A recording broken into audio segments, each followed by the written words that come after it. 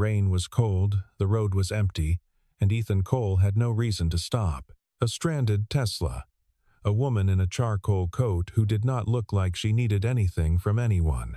He fixed her car anyway. Took 22 minutes. Did not ask for her name. But when the engine turned over, she looked at him differently, like she was calculating something he could not yet see. She handed him a card. 3 days later, he finally understood. It was not a thank you. It was an offer worth millions. The garage on Meridian Street smelled like motor oil and stale coffee, and Ethan Cole had been working in it for 4 years. Before that, he had been a mechanical engineer, a good one. The kind who got called into meetings he was not invited to because someone always needed him to explain why a system was failing and how to bring it back. He had earned a real salary, carried a badge with his name on it, and came home at night to a wife who laughed at his terrible jokes and believed, without reservation, that he was going to do something extraordinary with his life. Her name was Sarah. She died on a Wednesday morning in November, 4 years ago, in a car accident on the freeway near the junction of Route 9 and Maple Crossing. She had been on her way to pick up a birthday cake. Their daughter, Lily, was turning 2. Ethan did not go back to the engineering firm after the funeral. He tried. Once. Made it as far as the parking lot. Sat in his car for 40 minutes, then drove home. There was grief inside that building, in the conference rooms, in the whiteboards, covered in notations he had written, and he was not ready to sit inside it 8 hours a day. He started working at the garage because it was simple. Something broke. You fixed it. Something was loud. You traced the sound back to its source. There were no quarterly reviews, no 5-year roadmaps, no one asking him to project into a future he could not yet imagine. But simple did not mean easy. The rent on the garage space had gone up twice in the last year. His tools were aging. The neighborhood had changed, fewer longtime residents with older cars to maintain, more young professionals leasing vehicles that went straight to dealerships when something went wrong. And Lily was 6 now, growing fast, needing more of everything. Better shoes, warmer coats, school supplies, the small particular things that added up. She asked questions he could not always answer. Why do they always have macaroni and cheese? Why does their car not have a screen like the one in her friend Ella's dad's car? Why does he look worried when he thinks she is not watching? He always told her everything was fine. She almost always believed him. The truth was a quieter thing, a low, persistent awareness of the distance between what he was doing with his life and what he knew he was capable of. He had not lost his skills. He still understood systems, load distribution, failure cascades, the way one small compromise in a design could propagate outward until it became a disaster. He still read technical papers on weekends when Lily was asleep. He still had the mind he had always had. He just had not used it for anything that mattered in a very long time. The night it started, Ethan had been running late on a brake job that expanded into a full caliper replacement. He picked Lily up from his neighbor Mrs. Harmon at nearly 8 o'clock, buckled her into the back seat with her backpack and a half-eaten granola bar, and headed home through the rain. Route 9 was quiet at that hour, the sweep of wipers, the low hiss of tires on wet asphalt, the intermittent glow of street lamps. He saw the car first as a pair of hazard lights blinking through the dark, pulled onto the shoulder near the Clearwater overpass. Then he saw the woman standing outside it. She was in a charcoal coat that was not designed for standing in the rain. Her phone was pressed to her ear. She was not pacing, not waving anyone down, not doing any of the things a person in trouble usually did. She was simply standing with the particular rigid stillness of someone for whom losing composure was not an available option even now, even alone on the side of the road in a downpour at 8 o'clock on a Wednesday night. Ethan's first instinct was to keep driving. He had Lily in the car. It was dark. It was late. Someone else would stop, but Lily had already spotted her. "Dad, she's alone. She's on the phone, Bug. Someone's coming. What if no one comes?" He checked the mirror. He had already driven about 100 yards past the Tesla. He watched the hazards blink in the rain. "If no one helps you," Lily said quietly, more to herself than to him, "you stay stuck forever." He pulled over. When he jogged back through the rain, the woman lowered her phone and looked at him. The expression on her face was not quite suspicion and not quite relief. It was something more deliberate than either an assessment. She was taking inventory. His jacket, his hands, the grease that never fully washed out from under his fingernails no matter how long he scrubbed. "Roadside said 45 minutes, she said. "I can take a look while you wait," Ethan said. She seemed to weigh the odds for a moment. "Are you qualified?" "Enough." She gave a short nod and stepped back. The problem was not the battery. Ethan knew that within the first 90 seconds. A dead battery had a particular quality of silence, complete, absolute, the absence of everything. This car had sound. There were faint relay clicks from the motor control unit when he applied pressure to the door handle. The system was awake. It was simply not responding. He found the manual access panel behind the rear fascia and crouched in the rain, tracing the circuit path with his pocket flashlight. The culprit was a failed contactor relay, a component about the size of his thumb that served as the bridge between the battery pack and the drive system. Without it, the car was a very expensive piece of sculpture. He did not have a replacement, but he had a length of jumper wire in his jacket pocket, a salvaged relay he had stripped from a scrapped unit 2 weeks ago and never gotten around to disposing of, and the kind of patience that only develops in a person who has spent years fixing things that were not supposed to work. He rigged a bypass. It took 22 minutes. His knees were soaked through, his flashlight kept slipping in the rain, and at one point he had to ask Lily, who had quietly climbed out of their car and made her way over, standing under the Tesla's raised rear hatch with her hood up to hold the light steady. "Like a surgeon," Lily said gravely, and gripped the flashlight with both hands. The woman had stopped looking at her phone. She was watching him, not impatiently, the way most people watched a repair waiting for it to be over. She was watching the process itself.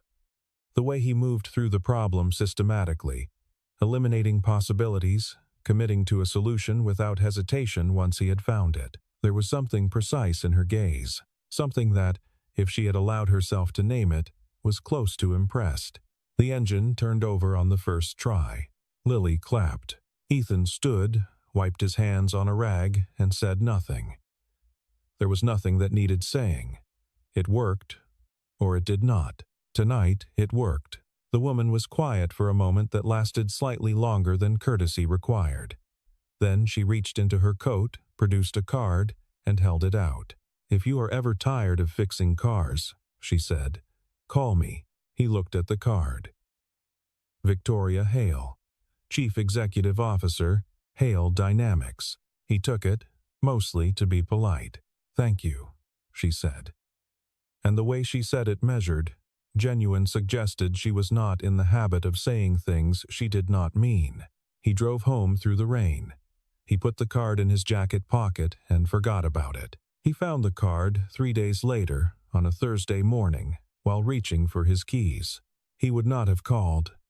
Probably, except that on the same morning he found the card, his landlord left a voicemail informing him that the garage rent was increasing by $400 a month, effective 60 days from now, and Lily came home from school with a permission slip for a week-long science camp, cost $220, which she had circled twice in green crayon and left on the kitchen counter where she knew he would see it.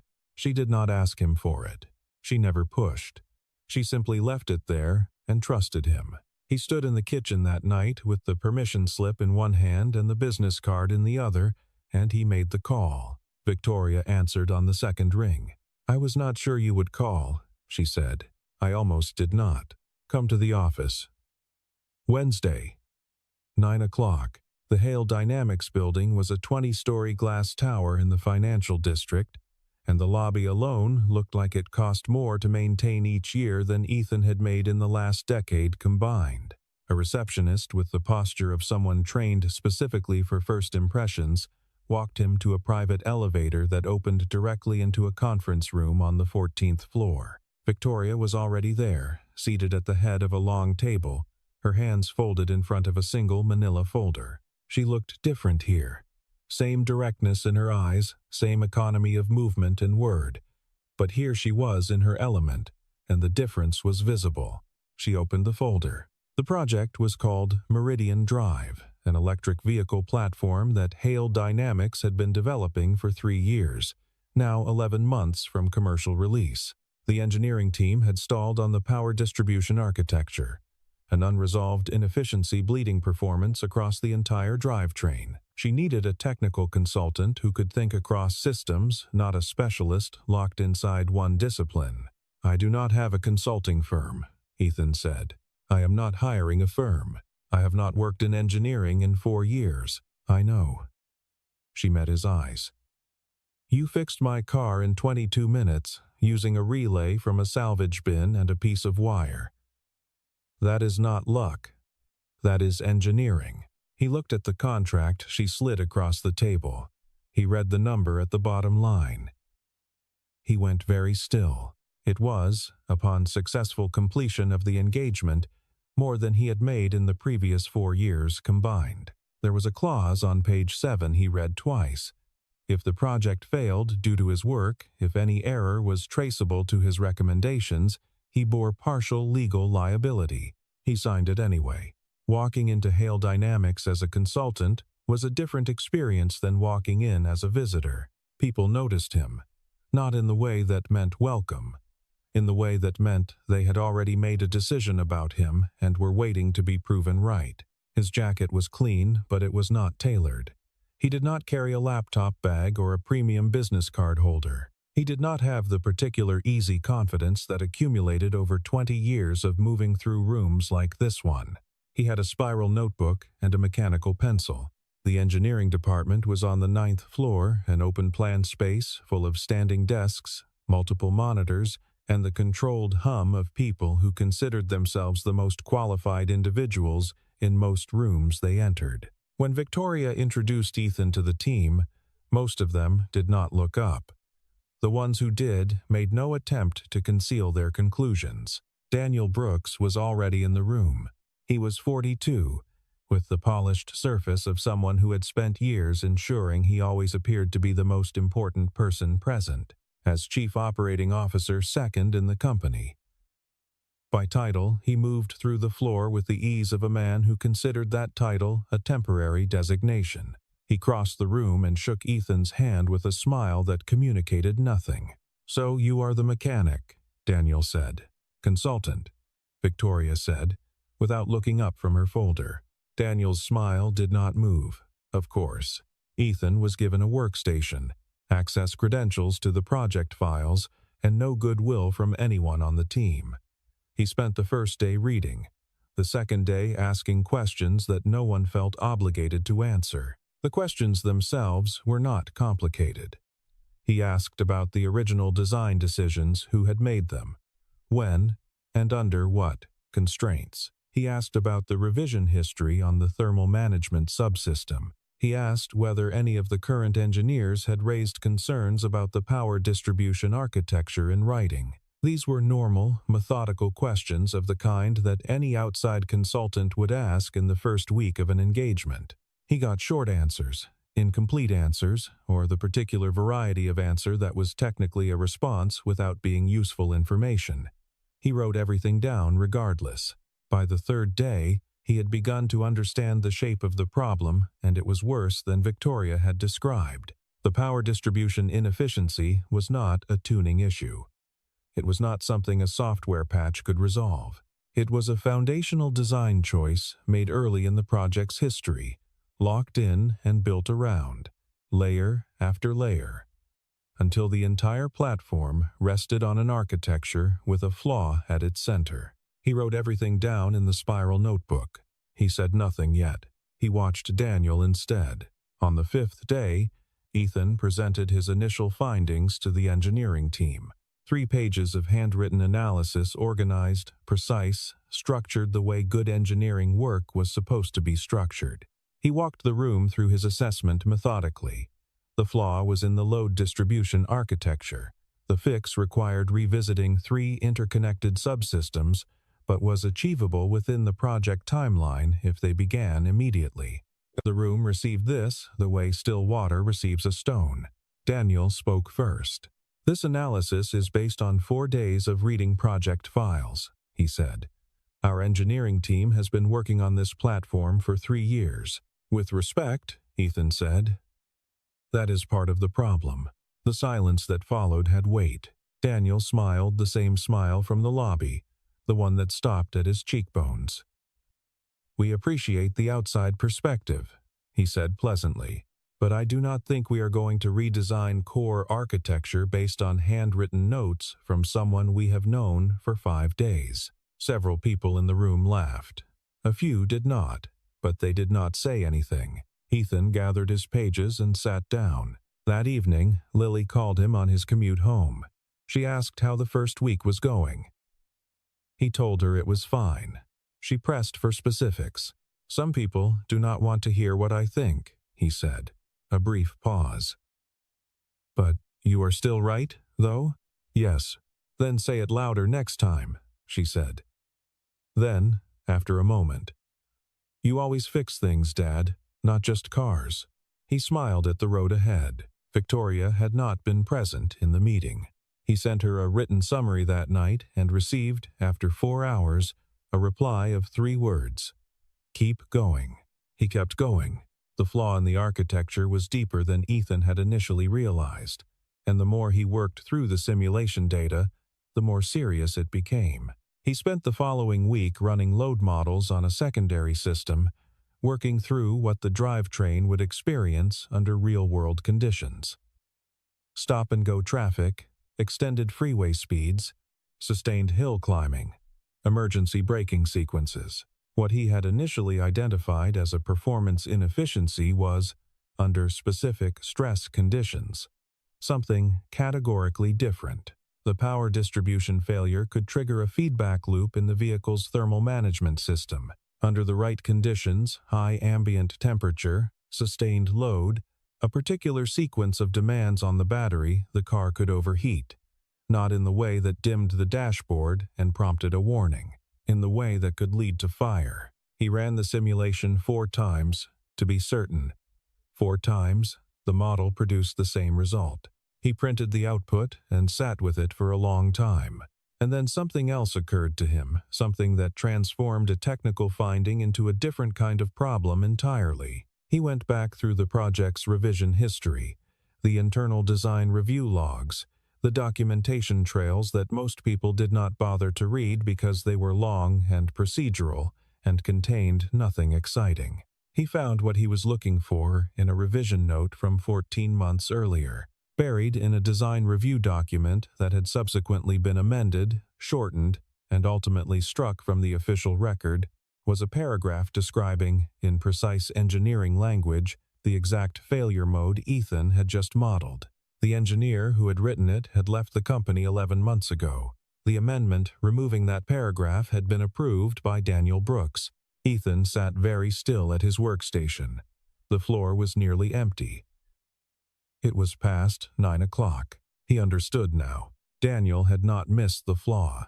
He had covered it. Whether the motivation was timeline pressure, budget constraint, or the particular ambition of a man positioning himself to take credit for a successful product launch, the result was the same. A vehicle with a documented, known, unresolved safety failure was 11 months from going to market. He thought about Sarah, about the freeway, about what it meant when the thing designed to protect you became the thing that killed you. He closed his laptop. He started writing. He went to Victoria the following morning. She listened without interrupting, which he had come to recognize as what she did when something mattered to her. She sat across from him at the small table in her office, hands flat on the surface, expression carefully neutral. When he finished, she was quiet for a moment. "You are certain," she said. "Not quite a question. The simulation is repeatable. The failure mode is documented in a revision note that was struck from the official record under Daniel's approval. I can show you the full trail, and you believe he knew. I believe the revision was removed under his authority, and that the engineer who flagged it left the company 1 month later. Something passed across her face, not surprise exactly, but the particular look of someone who had suspected the ground was unstable and had just felt it shift beneath them. What followed over the next 24 hours was not what Ethan had expected. There were conversations he was not part of. A closed-door session in the main conference room that he could see through the glass wall but could not hear. Daniel, in the center of it, composed, measured, doing precisely what Ethan had watched him do all week. Managing perception, shaping the story before anyone else could. By the end of the day, the narrative had moved. Daniel had produced documentation selectively assembled. Ethan was certain, suggesting that the revision note in question had been a preliminary draft from a junior engineer, a misidentification that had been reviewed and correctly dismissed. He had also, quietly, circulated a note to the executive team observing that Ethan's system access had included several periods of late-night activity. The implication did not require stating aloud. Victoria called Ethan into her office that evening and informed him that his access to the project files was suspended pending an internal review. Her voice was level, professional, but behind her eyes there was something harder to categorize, something that looked, if he had to name it, like a person doing the right procedural thing while not entirely believing it was right. "I have to follow process," she said. "I understand. I am not saying I do not believe you. I know that too." He walked out of the building into the evening air. He stood on the sidewalk for a while. Then he called Lily. "Come home, Dad," she said. He went home. He had his notebook. He had the printouts he had brought home before the suspension. And he had something Daniel could not reach, because it did not exist anywhere inside the company's system. His own model. Over the next 4 days, working at the kitchen table after Lily went to sleep, Ethan built a scaled physical demonstration of the failure mode. He sourced components from 3 hobby supply shops, worked with a pair of salvaged circuit boards and a thermal imaging unit he borrowed from a friend who did electrical inspections on commercial properties. It was not a Tesla. It was approximately the size of a shoebox, but it ran on the same architectural logic as the Meridian Drive platform, the same load distribution schema, the same thermal feedback pathway, and under the same simulated stress conditions, it failed in exactly the same way. He filmed it. On the morning of the 5th day, he sent an email directly to all 7 members of the Hale Dynamics Board of Directors with the video attached. He did not copy Victoria. He did not copy Daniel. He wrote a single paragraph explaining what the demonstration showed, cited the relevant revision document by its number and date, and requested 20 minutes at their earliest available session. They replied within 6 hours. He had 48. The meeting was on the 16th floor, in the large conference room that looked out over the city. When Ethan arrived, Victoria was already seated, and from the set of her expression, she had learned about the email only that morning. Daniel was there as well, positioned at the far end of the table, his posture arranged into a study of patient composure. Ethan placed the model on the table. He walked through the failure mode in sequence, first in theory, using the printed documentation, then live. He ran the demonstration. The thermal imaging camera projected the output onto the wall screen in real time. The feedback loop building exactly as the simulation had predicted. Temperatures climbing through the precise cascade he had modeled, the failure event occurring at the 3-minute and 40-second mark. The room was quiet. One board member, a woman named Margaret Oakes, who had been in the industry for 30 years, asked 3 technical questions. Ethan answered all 3 without hesitation. A second board member asked him to walk through the revision document timeline from beginning to end, which he did from memory, date to date, document number to document number. Daniel attempted to speak twice. The board chair asked him, both times, to wait. When Ethan finished, Margaret Oakes looked down the length of the table at Daniel and said, in the tone of someone who has already arrived at a conclusion and is simply completing the procedure, "I would like to see the full revision history for the Meridian Drive thermal system, every version, by tonight." For the first time since Ethan had met him, Daniel's posture was no longer entirely composed. The internal review took 3 days. On the 4th day, Daniel Brooks was removed from his position. The official language cited a breach of professional conduct and a failure of fiduciary responsibility to the company. What the language did not say, in plain terms, was that he had knowingly allowed a safety-critical defect to progress toward production and had then attempted to destroy the credibility of the person who found it. The Meridian Drive project was halted. Ethan was asked to come back in.